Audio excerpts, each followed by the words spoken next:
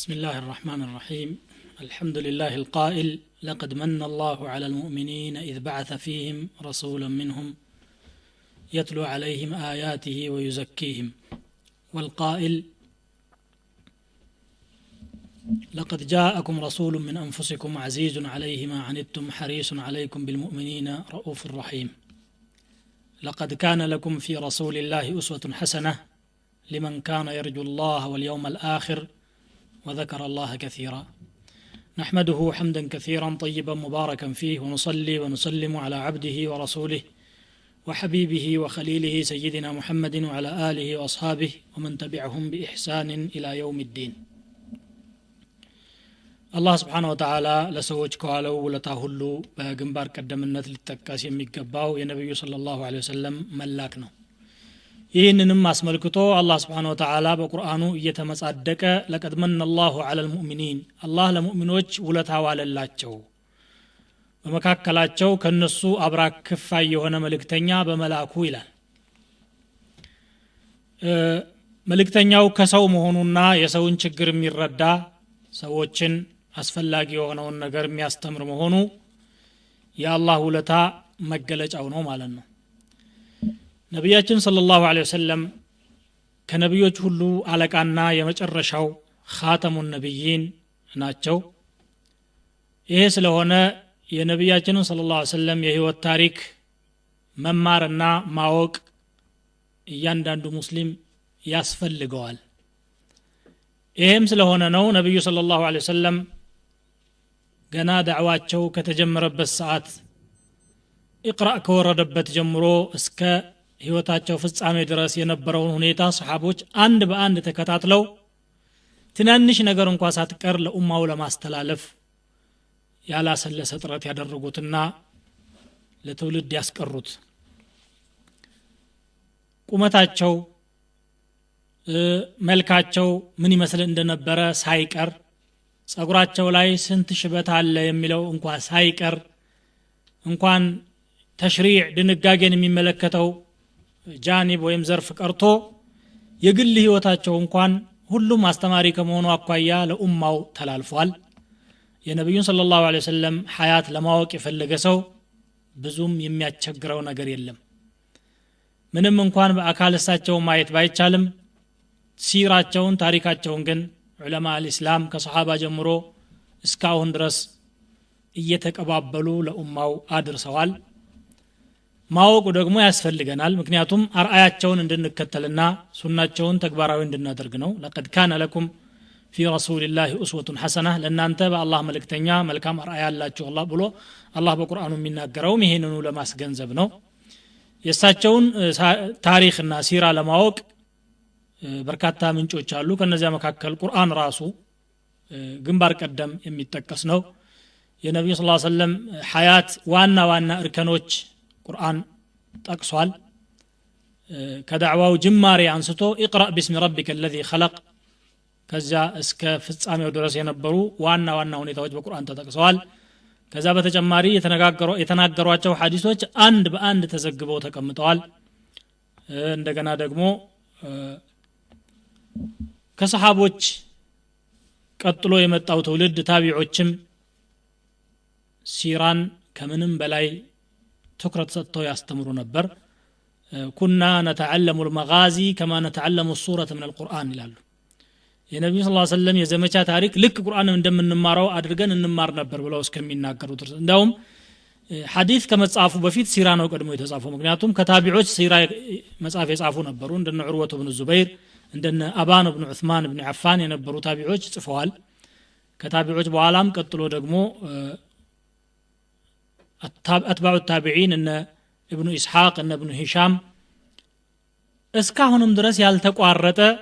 በነብዩ ሰለላሁ ዐለይሂ ወሰለም ህይወት ዙሪያ የሚደረገው ጥናት ቀጥሏል ማለት ነው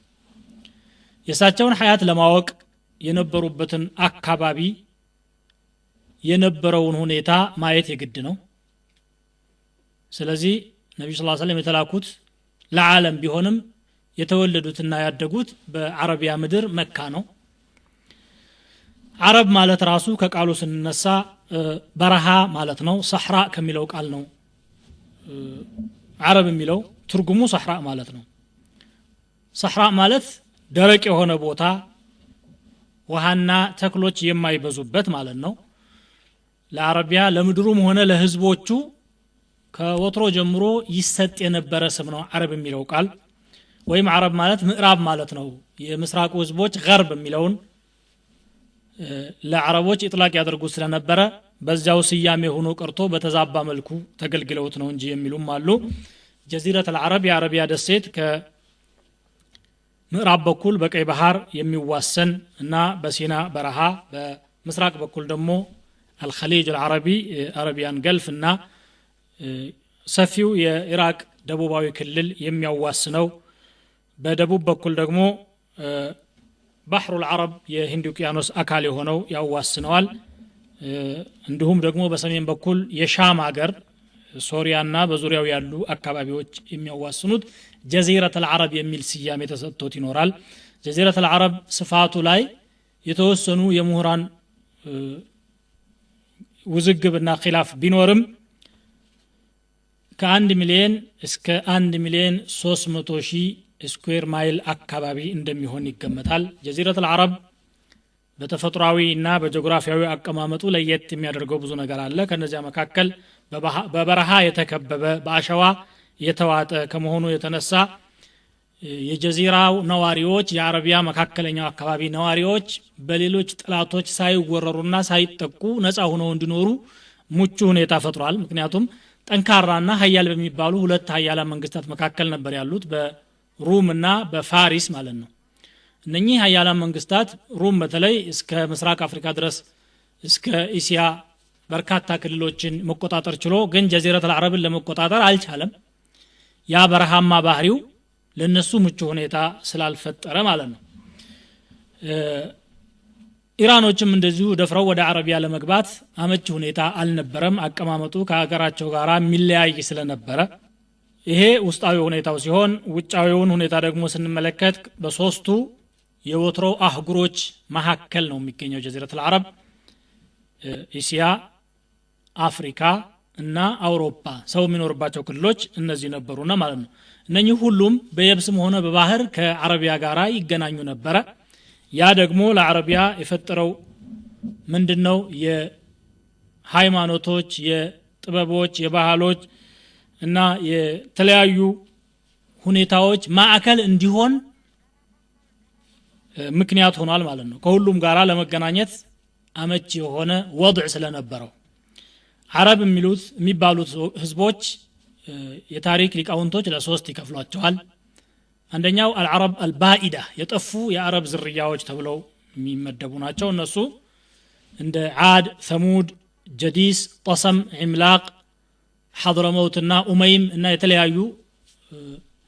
ዝርዝር መረጃ ስለነሱ መገኘት ያልተቻለ የሆኑ ህዝቦች ናቸው እነኚህ ህዝቦች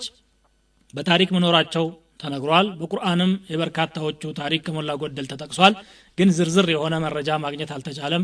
ዘራቸው ሙሉ ለሙሉ ይጥፋ የተወሰነው ከሌሎች ከቀሩት አረቦች ጋር ተቀላቅሎ ተውጠው ይቅሩ ተፋሲል ማግኘት ስላልተቻለ العرب البائده የጠፉ ብለው ሰየሟቸው ሌላው العرب المستعربه ቅይጥ የሚባሉት ህዝቦች ናቸው እነሱ ከነብዩላህ እስማኤል ዘር የተራቡት ናቸው እነ ቁረይሽ እነ ኪናና እነ ተሚም እነ ጠይእ የሚባሉ በርካታ ጎሳዎች አሉ እነሱ ናቸው ሌላኛው العرب العاربه ይባላሉ ማንም የውጭ ዘርጋራ ያልተቀላቀሉ ጥንታውያን አረቦች ተብለው የሚጠሩ የቀህጣን ህዝቦች ናቸው የቀህጣን ህዝቦች የአረብ ዋና ህዝቦች ቢሆኑም የነብያችን ሰለላሁ ዐለይሂ ወሰለም ታሪክ ግን በአብዛኛው የሚገናኘው ከአድናን ህዝቦች ወይም የኢስማኤል ዘር ከሚባሉት ጋር ነው የቀህጣንን ህዝቦችም ትንሽ ለመዳሰስ ያህል መጀመሪያ አረብ የሚባለው ህዝብ የተፈጠረው በየመን አካባቢ ነው የመን العرب والعاربة የቀህጣን ህዝቦች ሁለት ዋና ዋና ጎሳ ተከፈሉ ሒምየርና ከህላን የሚባሉ ሒምየሮችም ተወሰኑ ጎሳዎች ከነሱ እየወጡ መጥተዋል እነ ዘይድ الجمهور ቁጣዓ አሰካሲክ የሚባሉ ካህላኖች ደግሞ የየመን አካባቢ ታሪካዊ ስልጣኔዎች መስራቾች ናቸው እነ ሐምዳን አንማር ጠይእ ሙዝሂጅ ኪንዳ ለኸም የሚባሉ በርካታ ጎሳዎችን ከነሱ ወጥተዋል የካህላን ጎሳዎች በዋና ዋና ለአራት ይከፈላሉ አንደኛው የአዝድ ጎሳ የሚባለው ነው እነኚህ አዝድ የሚባሉት ቀደም ሲል ከነብዩላህ ሷሊህና ሁድ ህዝቦች ተርፈው በየመን አካባቢ የነበሩት አረቦች በአካባቢው ጠንካራ ስልጣኔ መስርተው በእርሻ በተለያዩ ነገሮች የተሻሻሉ የሚባሉ ህዝቦች ሆነው ሲኖሩ አንድ ትልቅ ግድብ ሰርተው ነበር ያንን ግድባቸውን ማዕሲያ ሲያበዙና ከነብዮቻቸው ፈለግ ሲወጡ አላህ Subhanahu Wa Ta'ala አይጠመጎጥ ነገር መሰል ለቆባቸው ነዳደለው ሰይል العرم ብሎ ቁርአን ሱረቱ ሰባ ላይ የሚጠቅሰው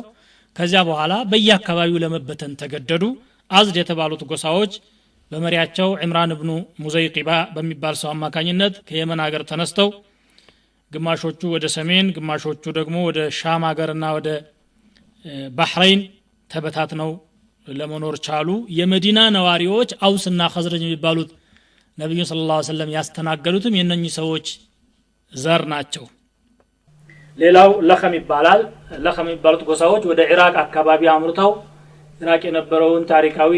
የሂራ መንግስት ለመመስረት ችለዋል ሌላው ደግሞ ጦይ ይባላሉ እነሱ ወደ ሰሜን አካባቢ ሄደው ሲያበቁ አጃንና ሱልማ ተብለው የሚታወቁ ተራራዎች አካባቢ ሰፍረው ዘራቸው በጃሂሊያው እዛው ነበር የነበረው ማለት ነው ኪንዳ የተባሉት ወደ ባህሬን ሄደው ሲኖሩ ከዛ ተነስተው እንደገና ደግሞ ወደ ሐድረመውት ለማምራት ተገደዋል እነኚህ ናቸው የሂምየር ዋና ዋና ጎሳዎች ከዚህ ቀጥሎ የኢስማኤል ዝርያ የሚባሉት አረብ አልዓድናንያ ሁኔታ ምን እንደነበረ እንመለከታለን ኢስማኤል አለይሂ ሰላም አባታቸው ኢብራሂም ናቸው ኢብራሂም ደግሞ አገራቸው ኢራቅ ነው ኡር የምትባል በፍራት ወንዝ ዳርቻ ላይ የነበረች ከተማ ወይም ባሁኑ አጠራር ኩፋ አቅራቢያ ወይም ነጀፍ አካባቢ ይኖሩ የነበሩ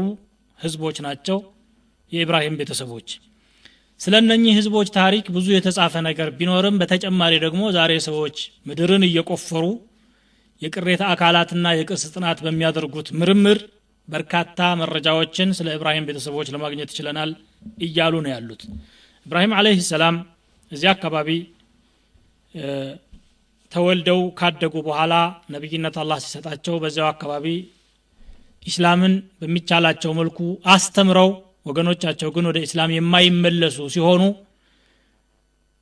ጣዖቶቻቸውን አጋጣሚ ተጠቅመው አፈራረሱ ኢብራሂም ሰዎቹ ከአካባቢው ሰወር ባሉበት ሰዓት ወደ ቤተ መቅደስ ገብተው ጣዖቶችን አፈራረሱ ከዚያ በኋላ በአካባቢው ንጉስ ተፈልገው እንዲያዙ ተደረገ ተይዘው ቀረቡ አንተ ነህ ያፈረስከው ተብለው ሲጠየቁ እኔ ሳልሆን ትልቁ ጣዖት ስልጣኔን ተጋሩኝ ብሎ ነው ያፈራረሳቸው فعله كبيرهم هذا فاسالوهم ان كانوا ينطقون አሉ በመጨረሻ ኢብራሂም እንዲቃጠሉ ተበየነባቸው እንጨት ተጠራቅሞ ነዶ ሲያበቃ ፍሙ ላይ ኢብራሂም ተወረወሩ አላህ ውሳኔው ላይ ስላልነበረበት ያቃጠሎ ሳይሳካ ቀርቶ የሰነበቱትን ያህል ሰንብተው قلنا يا نار كوني بردا وسلاما على ابراهيم እንደሚለው ሰላም ሆነው ሲያበቁ ተመልሰው መጡ ንጉሱ ፊት ቆመው እኔ ሰላም ሆኜ መጥቻለሁ አላቸው አሉት ከዚያም በኋላ ወደ ሻም ሀገር ተሰደዱ ሐራን ወደሚባል ሀገር ከሐራን ተነስተው ደግሞ ወደ ፍልስጤን አመሩና ፍልስጤንን የዳዕዋቸው ማዕከል አድርገው እየተንቀሳቀሱ ያለ ከፍልስጤንም ወጣ ብለው ወደ ግብጽም እየሄዱ ዳዕዋ ሲያደርጉ አንድ ቀን ከባለቤታቸው ጋራ ግብጽ ዳርቻ ላይ ደርሰው ባለቤታቸው ሳራ በጣም ውብ ስለነበሩ የድንበር ጠባቂ ወታደሮች ኢብራሂምን ከነባለቤታቸው አስረው ሲያበቁ ንጉሱ ፊት አቀረቡ ንጉሱም እሷን አስገድዶ መጥፎ ነገር ለመስራት ሲያስብ አላህ ተአምር አሳይቶት ሳይሳካለት ቀረና እንዳውም የገዛ ልጁን አገልጋይ ብሎ ሰጥቶ ሀጀርን ሸኛቸው ከዚያ ተመልሰው ወደ ፍልስጤን ከደረሱ በኋላ ሳራ መሃን ነበሩ ኢብራሂምም እንደዚሁ ረጅም ጊዜ ሳይወልዱ ቆይተዋል ሳራ አለይሃ ሰላም እኔ ካልወለድኩኝ ባለቤቴ መሃን ሆኖ መቅረት አለበት ብዬ አላስብም ስለዚህ መውለድ አለበት በሚል ያችን ከግብጽ የተሰጠቻቸውን አገልጋያቸውን ኢብራሂም እንዲያገቡ በመፍቀድ አዲስ ትዳር መሰረቱ ኢብራሂም አለይሂ ሰላም ከዛች ሴትም ኢስማኤል ተጸነሱ ኢስማኤል ሲወለዱ ግን የሳራ ስሜት ተቀየረና ቅናት ተሰማቸው ከዚያ በተነሳ አላህ Subhanahu Wa Ta'ala ባለቤትህና ልጅህን ይዘህ ወደ ፋራን ምድረ በዳ ወደ መካ ይዘህ ሂድ አላቸው አላህ Subhanahu Wa Ta'ala ነብዩላህ ኢብራሂም አለይሂ ሰላም ባለቤታቸውንና ህፃኑን ልጃቸውን ይዘው ወደ መካ መጡና መካ አሰፈሯቸው መካ እንግዲህ የመጀመሪያ መቆርቆሪያዋ ታሪክ ይሄ ነበር ማለት ነው ኢብራሂም ልጃቸውና ባለቤታቸውን መካ ካስቀመጡ በኋላ ወደ ፍልስጤን ዳዕዋ ስራቸውን ለማካሄድ ተመለሱ መካ መንደር የለም ነዋሪ የለም የሚያነጋግር ጎረቤት የለም አስቸጋሪ ሁኔታ ነበር ያለውና ያንን ኑሮ መጋፋት የግድ ሆኖባቸው ሀጀርን ያንን ሐያት እየቀጠሉ ያለ ኢብራሂም ሲወጡ መልሰው ሲያበቁ ጠሯቸው አላህ አዞህ ነው ወይስ በራስህ ፍቃድ ነው እዚህ በረሃ ላይ ጥለህንም ትሄደው አይ አላህ አዞኝ ነው ኢዘን ላ ይضيعنا እንዳ ከሆነስ አላህ በከንቱ አይጥለንም በማለት ሸኟቸው የያዟት ትንሽ ስንቅ ነበረች እሷም አለቀች የያዟት ውሃም አለቀች ችግር ላይ ሆነው ሲያበቁ በሶፋና በመርዋ ተራራዎች መካከል 7 ጊዜ እየተመላለሱ ግራና ቀኝ ተመልክተው ሰው ይኖራል አይኖርም ማን በረዳኝ ብለው ሲጨነቁ ልጃቸውን ያሁኒቱ የዘምዘም ውሃ ፈለቀችበት ቦታ ላይ ቁጭ አድርገው ነበር አንዱ ተራራ ሆነው በርቀት አይናቸውን ወርውረው ሲመለከቱ ልጅየው ይፈራገጣል ዋ ይሄ ልጅ ሞተ እንዴ ብለው በመደናገጥ ወደ አካባቢው ሲሄዱ ሞቶ ሳይሆን ውሃ ፈልቆለት አገኙ በዚህ ደግሞ በጣም ተደሰቱ የውሃ ጥም ችግር ነበረ አሁን የቀረው የምግብ ችግር ነው የምግቡን ችግር ለመፍታት ደግሞ አላህ ፈረጃ እንዲያመጣ ተስፋ በማድረግ ቁጭ ብለው ያለ የጁርሁም ጎሳዎች ነጋዴዎች ከየመን አካባቢና እንዲሁም ደግሞ ከመካ ዳርቻ በረሃማው አካባቢ የተወሰኑ ተፈነጣጥረው ተራርቀው ይቀመጡ የነበሩ ሰዎች ነበሩ እነዛ ነጋዴዎች በዛ ሲያልፉ በህዋ ላይ በራሪዎች ተንሳፈው ያሉ ምን ነገር ተፈጠረ አካባቢው ውሃ አለ እንዴ ብለው ለማየት ቃኝ ሲልኩ ትንሽ ህፃን ልጅና አንዲት ሴት የሆነች ምንጭ ዳርቻ ቁጭ ብለው ያገኟቸዋል ሰላምታ ካቀረቡ በኋላ ውሃው መጠጣት እንችላለን ወይ አዎ ባይሆን ዋጋ ከፍላችሁ አሉ ዋጋውን ለመክፈል ተስማምተው ውሃውን ጠጥተው ሲያበቁ ሲቀመጡ አሁን የምግብ ችግር ለጊዜውም ቢሆን ተቃለለ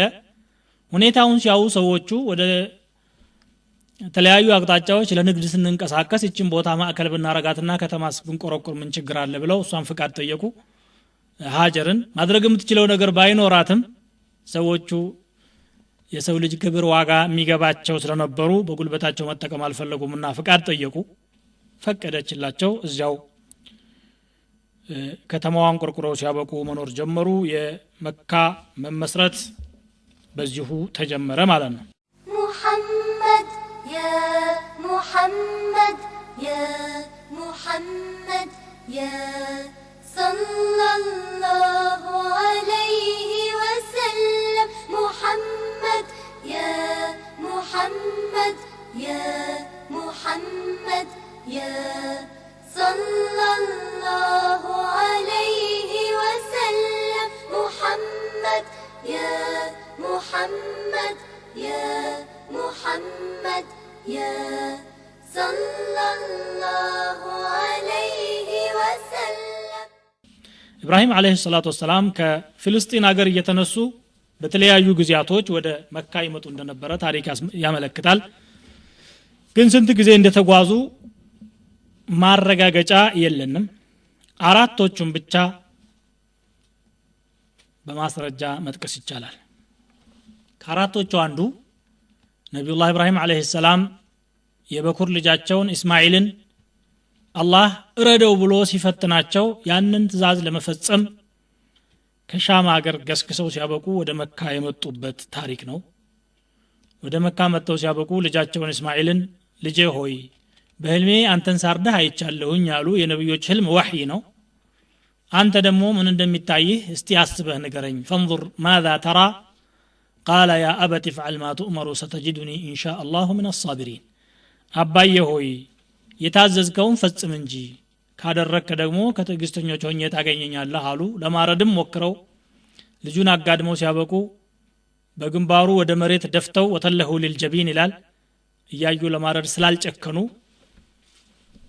በጀርባው ትከሻውን ማነው አንገቱን እየገዘገዙ ቢላዋው አልቆርጥላቸው ይላል እዙ ማከል አላህ Subhanahu Wa Ta'ala ከሰማይ በግ ያወርድላቸውና ወፈደይናሁ بذبح عظيم አለ በዛ ሁኔታ የእስማኤል ህይወት እንዲድንና ኢብራሂምም ደግሞ ትእዛዛቸውን በትክክል እንደተፈጸሙ ተመሰገኑበት قد صدقت الرؤيا إنا كذلك نجزي المحسنين አላቸው ይቺ ጉዟቸው አንዷ ነበረች ሌላኛው እንግዲህ ኢብራሂም የመጀመሪያ ልጃቸው እስማኤል ነው እስማኤል የመጀመሪያ መሆኑን በመጽሐፍ ቅዱስ ዘፍጥረትም ላይ 13 አመት ከኢስሐቅ እንደሚበልጥ ይናገራል የበኩር ልጅህን እረዳለው ብሎ ይጠቅሳል ይሄ መጀመሪያው ወይም አንደኛው ጉዟቸው ሲሆን ሌላኛው ደግሞ ቡኻሪ ከኢብኑ አባስ የዘገቧቸው ዘገባዎች ናቸው ኢብራሂም አለይሂ ሰላም አንድ ጊዜ ልጃቸውን ለመዘየር ወደ መካ ይመጣሉ መካ ሲመጡ ከጁርሁሞች አንድ ልጅ አግብቶ እስማኤል አለይሂ ሰላም ኑሮን እየመራ ይደርሳሉ እቤቱ ጠይቀው ሲያበቁ ሲሄዱ እስማኤል የለም ሰላምታ አቅርበው ባለቤቱ የለም ወይ የለም የት ሄደ አደን ሊያድን ወደ በረሃ ሄዷል አሉ ኑሯቸው እንግዲህ ያው እንስሳትን በማደን ላይ የተመሰረተ ስለነበረ ኑሯችሁ ምን ይመስላል ምን ኑሮ አለ ብለህ ነው የተጎሳቆለ ኑሮ ነው ምን ኑሮ ምን ጠጣው ውሃ ምን በላው ስጋ ብቻ ነው ተለዋጭ ነገር የለውም ያው እንዲህ አይነት ኑሮ እየገፋን ነው ስትል በል እንግዲህ የበርህን ምድራፍ ቀይር ብሎሃል እንግዳ መጥቶ ብለሽ ንገሪልኝ አሏት እሷን ልጁንም ሳያገኙ ተመልሰው ወደ ሻም ሀገር ሄዱ እስማኤል ከተሰማሩበት ቦታ ሲመጡ ወደ ቤታቸው ገብተው እንግዳ መጥቶ ነበረ ያው ምን ሰላምታ አቀረበ ምን ሐሳብ አቀረበ አይ እንዲህ ብሏል የበርህን ምድራፍ ቀይር ብሎሃል የኑሮን ሁኔታን ጠይቆ የነበረ መልሼለታለሁ አለች አይ የበር ምድራፍ የተባለሽው አንቺ ነሽ ቀይረው ያለው ደግሞ ሂጂ ማለቱ ነው ኢልሐቂ ቢአህሊኪ فانت العتبه አሏት ሸኟት ሌላ ጊዜ ደግሞ እስማኤል ማነው ኢብራሂም አለይሂ ሰላም ከሻም ሀገር እንደዚሁ ልጃቸውን ለመዘየር ገስግሰው ይመጣሉ ያቺ ሴት ተፈታ ሌላ ሴት በቦታዋ የመዳድ ኢብኑ ዐምር አልጁርሁሚ ልጅ ሆነች አግብተው እስማኤል ኑሯቸውን እየመሩ አሁንም እንደተለመደው ኑሯቸውን ለመፈለግ ወደ በረሃ ሄደው ኢብራሂም ይደርሳሉ ወደ ቤቱ ሄደው ሰላምታ አቀረቡና ስለ ኑሮ ሲጠይቁ ኑሯችንማ ቅንጦት ነው ምን ችግር አለ ምን በላው ስጋ ምን ጠጣው ውሃ አለች ያቺኛዋ የወቀሰችውን እቺኛዋ ደግሞ አደነቀች የአላህን ኒዕማ ማመስገኑ ደስ ስላላቸው እስማኤል ኢብራሂም አለይሂ ሰላም በይ እንግዲህ ለባለቤትሽ ሰላምታ አቅርቢልኝና አንድ ሽማግሌ መጥቶ ነበረ ይችን በርህን አጠንክረህ ትከላት ብሎሃል ብለሽ ንገሪልኝ ብለው ወደ አካባቢው ሄዱ አሁንም ልጁ ጋር ሳይገናኙ ማለት ነው እስማኤል ከተሰማሩበት ሲመጡ እንግዳ መጥቶ ነበረ ያው ምን መልእክት አስቀመጠ ስለ ኑሯችን ጠየቀኝ እንዲህ አልኩት እንደገና ይችን በርህን ምድራፏን አጠንክረህ ትከል ብሎሃል አለች አንተ العتبة فثبتي አንቺን ያለው ሰውየው በቃ አንቺ እዚሁ ተተክለሻል ቀጥ ያሏት 12 ወንድ ልጆችን ከእስማኤል ወለደች 12ቶቹ ዘራቸው ረብቶ ቁረይሾችና ኪናናዎች ሌሎችም የተሚም ጎሳዎች ከነኛ ተራብተው አረቢያን እስካሁን ድረስ ይዘው ይገኛሉ ማለት ነው እንግዲህ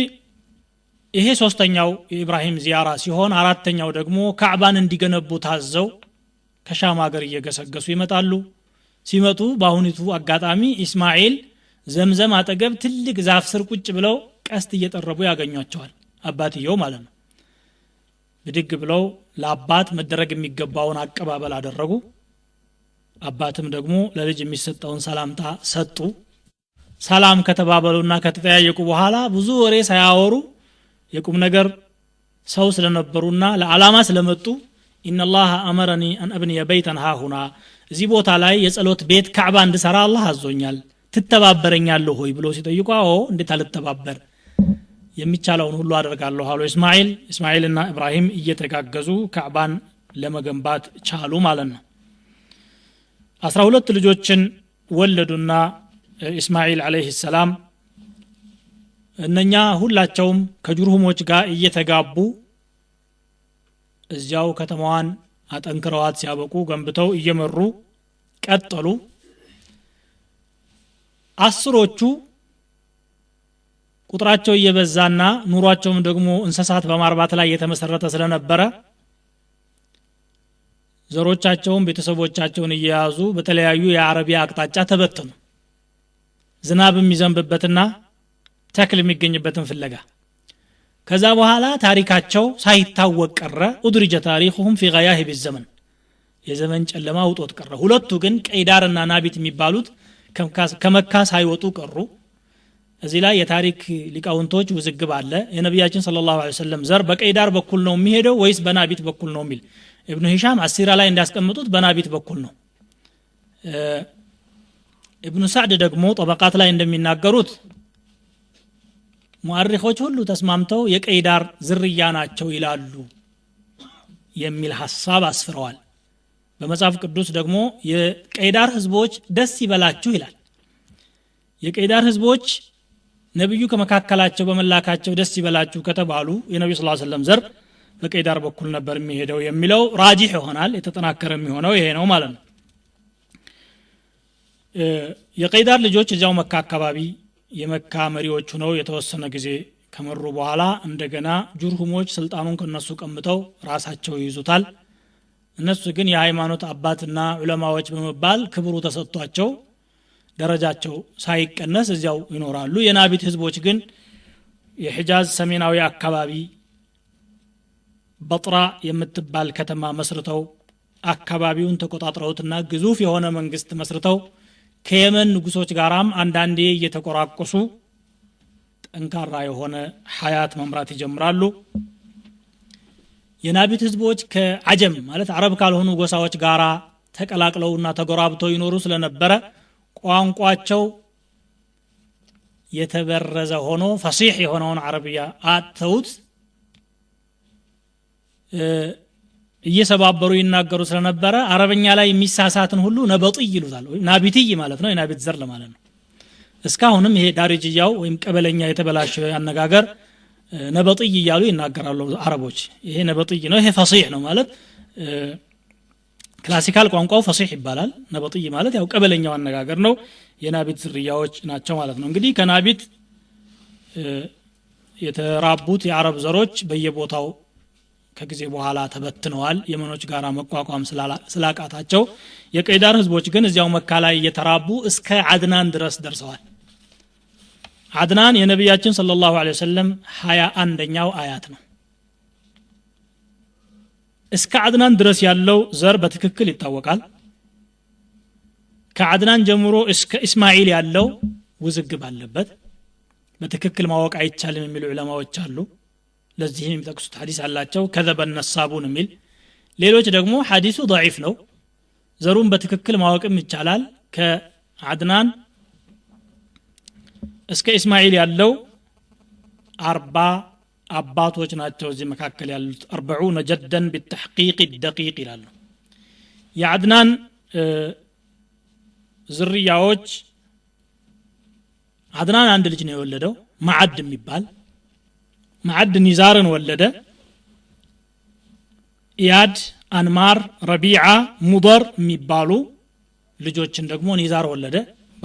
ባለ አራቱ ልጅ ኒዛር ነው። ሙደር ኢብኑ ኒዛር፣ ረቢዓቱ ኢብኑ ኒዛር፣ አንማር ኢብኑ ኒዛር እና ኢያድ ኢብኑ ኒዛር ኢብኑ ማዕድ ኢብኑ አድናን ተብለው የሚታወቁ ማለት ነው። የሙደር ጎሳዎች ናቸው የነብያችን ሰለላሁ ዐለይሂ ወሰለም አያቶች። ሙደሮች ደግሞ እንዲሁ ለሁለት ተከፈሉ። ቀይሱ አይላን ኢብኑ ሙደር የሚባል ነበር፣ ኢልያስ ኢብኑ ሙደር የሚባል ነበር። ሁለት ወንድማማቾች። ኢልያስ የነብያችን ሰለላሁ ዐለይሂ ወሰለም ጀድ ነው፣ በሱ በኩል ነው ዘራቸው የሄደው። ቀይሱ አይላን ደግሞ ሌሎች ጎሳዎችን ረብቷል። ገጠፋን፣ ሐዋዚን፣ አብስ፣ ዘቢያን እና አሽጃዕ የሚባሉና እንዲሁም ሌሎችን። ኢልያስ በበኩሉ ተሚም ኢብኑ ሙራ፣ ሁዘይል ኢብኑ ሙድሪካ፣ በኑ ኢብኑ ኹዘይማ፣ ቡጡን ኪናና የተባሉና ቁረይሾችን ወለደ ማለት ነው። ቁረይሾች ራሳቸው ብዙ ጎሳዎች ናቸው። እዛው ቁረይሽ የሚባለው ውስጥ ደግሞ ጁማህ አለ፣ ሳህም አለ፣ አዲይ አለ፣